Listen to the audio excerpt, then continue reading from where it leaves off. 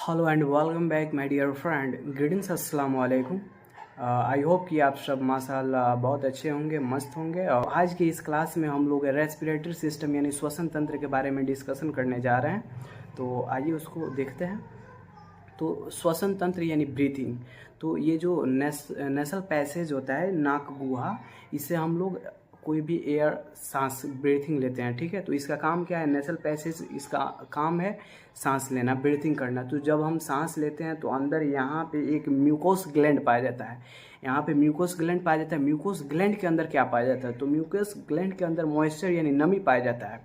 तो ये जो नमी है इस यहाँ पे जो पाया जाता है, उसका काम होता है उसका काम होता है। एक ये इधर प्रोवाइड करता है और एक अंदर प्रोवाइड करता है। ठीक है, इसके अंदर तो इधर प्रोवाइड करता है। तो जो भी हम एयर ब्रीथिंग यानी सांस कर लेने के रूप में जो भी एयर हम लेते हैं तो वो जाता है, उसमें बहुत सारे डस्ट होते हैं। तो जो म्यूकस ग्लैंड होता है, बाल इसमें होता है नाक में, तो ये बाल फिल्ट्रेशन का काम करता है। लेकिन ये जो म्यूकस ग्लैंड है ये इधर प्रोवाइड करता है। तो इधर प्रोवाइड करता है तो उसको क्या करता है? चिपका लेता है अपने में, और थोड़ा देर के बाद आप लोग उसको ऐसे करके निकाल लेते हैं, जिसको बिहारी ठेठ बोली में नकटी कहा जाता है। लेकिन ये जो मॉइस्चर नमी होता है, इसका एक और काम होता है। जब ये अंदर प्रोवाइड कराता है तो अंदर फेफड़ा अपना कहता है कि हमको इतना टेम्परेचर में जो है एयर चाहिए। तो ये अंदर एयर जो हम लेते हैं उसको उसमें नमी बना करके और ये अंदर भेजने का काम करता है। तो ये जो म्यूकस ग्लैंड होता है, उसमें जो नमी मॉइस्चर जो नमी होता है, वो प्रतिदिन डेली आधा लीटर ये जनरेट होता है, इसमें उत्पन्न होता है।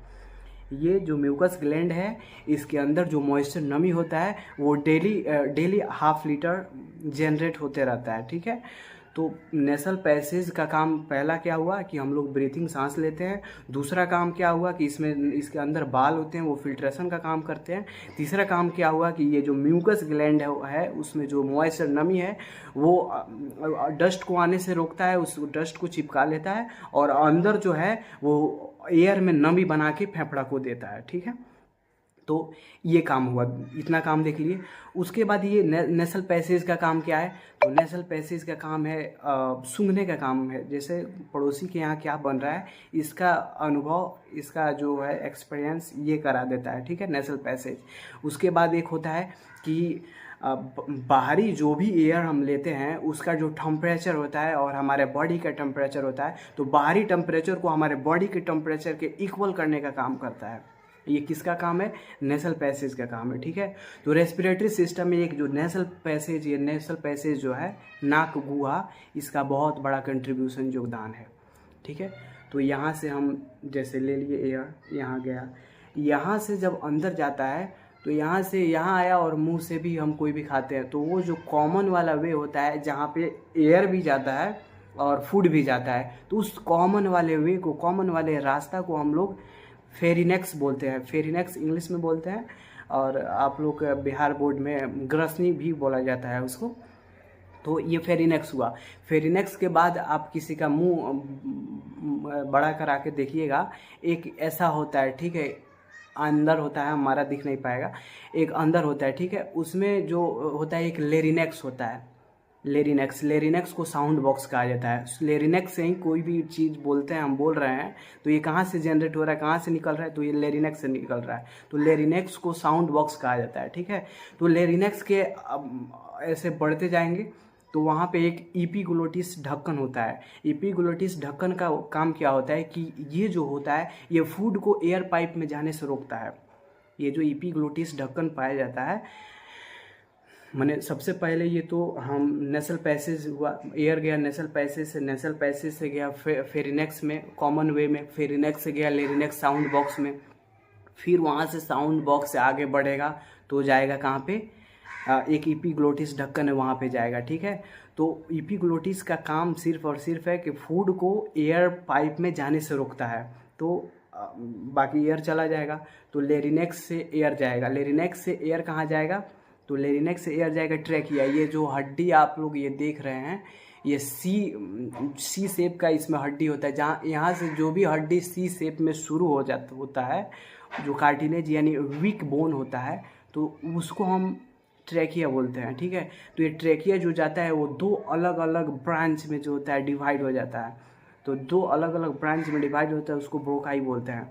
तो ये जो ट्रेकिया के थ्रू जाता है और दो अलग अलग सेक्शन में, अलग अलग हिस्से में जो होता है डिवाइड हो जाता है, बढ़ जाता है, तो उसको ब्रोकाई बोलते हैं, ठीक है। तो ये जो ब्रोकाई है, ब्रोकाई से अलग अलग ब्रांच शाखा निकले होते हैं जिसको ब्रोक्यूल बोलते हैं। तो ब्रोक्यूल में जाता है एयर, और ब्रोक्यूल में जाके उस ऐसे ऐसे टाइप का एक कोष्ठक होता है जिसको वायु कोष्ठक बोलते हैं, उसमें हमारा एयर जाता है, ठीक है। तो ये जो वायु कोष्ठक होता है, एयर में बहुत सारे चीज़ होते हैं, नाइट्रोजन होता है, कार्बन डाइऑक्साइड होता है, ऑक्सीजन होता है। तो इसमें जो इसको यूजफुल जो चीज़ है ऑक्सीजन, केवल ऑक्सीजन को रख लेता है, बाकी कार्बन डाइऑक्साइड, नाइट्रोजन वगैरह को जैसे आया था वैसे ही उसको निकाल लेता है। तो ये फेफड़ा का काम क्या है? फेफड़ा जो होता है, जो भी हम एयर लेते हैं, जो भी एयर जाता है, एयर में नाइट्रोजन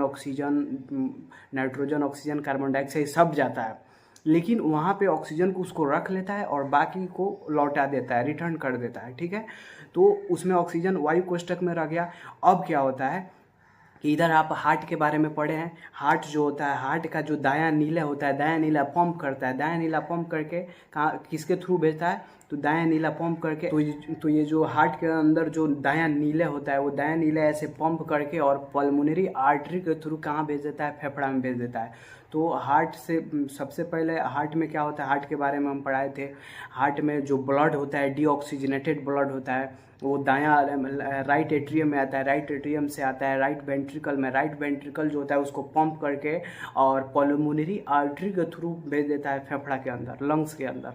तो लंग्स के अंदर जब जाता है, तो अब लंग्स के बारे में आप पढ़ रहे हैं, तो ये जो लंग्स के अंदर जो ब्लड गया, ये ब्लड वायु कोष्ठक में क्या उधर से किया है? वायु कोष्ठक में वहाँ एयर में बहुत सारा चीज़ आया था, उसमें एयर में से ऑक्सीजन को रख लिया और बाकी सारे चीज़ों को रिटर्न कर दिया। तो उसमें जो वायु कोष्ठक में जो ऑक्सीजन है, उस ऑक्सीजन, ये ब्लड गया फेफड़ा में और उस क्या किया, उस ऑक्सीजन को मिला दिया उसमें ब्लड में, ठीक है। और वो ब्लड लेके अब फिर गया लेफ्ट एट्रियम में, लेफ्ट एट्रियम से बाइकॉस्पिड वाल्व, अब बाइकॉस्पिड वाल्व से फिर आया लेफ्ट वेंट्रिकल में, लेफ्ट वेंट्रिकल पंप किया, सिस्टोलिक प्रेशर होता है, वो जब पंप करेगा तो पूरे बॉडी में फैला देगा। तो इस प्रकार से ये चीज़ होते रहता है। श्वसन की क्रिया में सिर्फ फेफड़ा का काम यही है कि ऑक्सीजन के अंदर बहुत सारे चीज़ होते हैं, उन सभी चीज़ों को ये रिटर्न कर देता है, केवल ऑक्सीजन को रख लेता है जितना इसको ज़रूरत होता है। शायद 4% ऑक्सीजन उसमें रखता है, ठीक है, उतना ऑक्सीजन को रख लेता है, बाकी सबको रिटर्न कर देता है। हाँ, तो ये सब काम हो गया फेफड़ा यानी लंग्स का। और एक और काम है, ये बलगम वगैरह को भी निकालने का काम करता है। तो इस प्रकार हमारा जो फेफड़ा है, ये रेस्पिरेटरी सिस्टम के थ्रू श्वसन तंत्र के काम करता है और ऑक्सीजन को लाता है और उस ऑक्सीजन को ब्लड में मिला देता है, ठीक है। तो ब्लड में जैसे मिल गया तो ऑक्सीजनेटेड ब्लड हो गया, प्योर ब्लड हो गया, और उस प्योर ब्लड को सप्लाई कर देता है हार्ट के अंदर, हार्ट के अंदर जाता है, तो फिर आगे का प्रोसेस होते रहता है। हालांकि हम हार्ट के बारे में बहुत ही, दिल हृदय के बारे में बहुत ही डीपली पढ़ाए थे आप लोगों को, वो वीडियो आप लोग देख लेंगे, ठीक है। जय हिंद, जय भारत।